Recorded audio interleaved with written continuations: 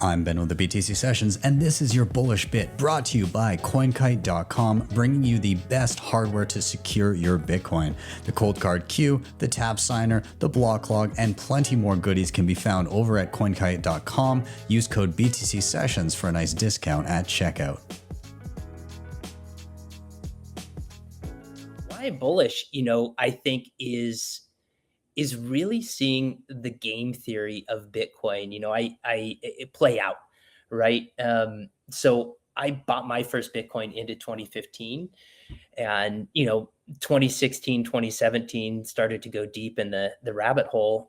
Of course, got sucked into shitcoinery, as many of us do, before coming out the other side. But the game theory dynamics discussed then are now playing out, and so specifically, there's a few of those that I want to touch on. So the first is just watching hash rate. Since the last all-time high, hash rate's increased about 3.4x. And that's happening because a lot of people are committing their capital to acquire Bitcoin at a lower price than going to an exchange. And so to me, that is incredibly bullish for the security of the network and for our grids and infrastructure in general. Past that, I think Bitcoin just tagged in a sales and marketing team with the Bitcoin ETFs.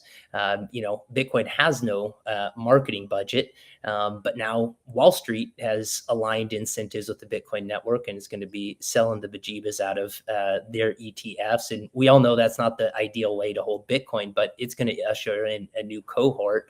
And then there's a sales team that got tagged in with that through the RIAs, registered investment advisors. So having a sales and marketing force to push Bitcoin adoption, maybe not the ideal way, but that is an incredible alignment of incentives.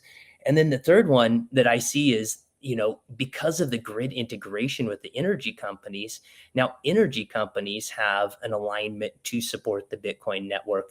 Now that's still in play, but I think having them as a political force, because they've got skin in the game, also lessens the ability for political attacks. Mm-hmm. And then last, because I've got to talk to my local situation here in the Amazon. Motive is an NGO that has set up about 16 circular economies throughout Peru.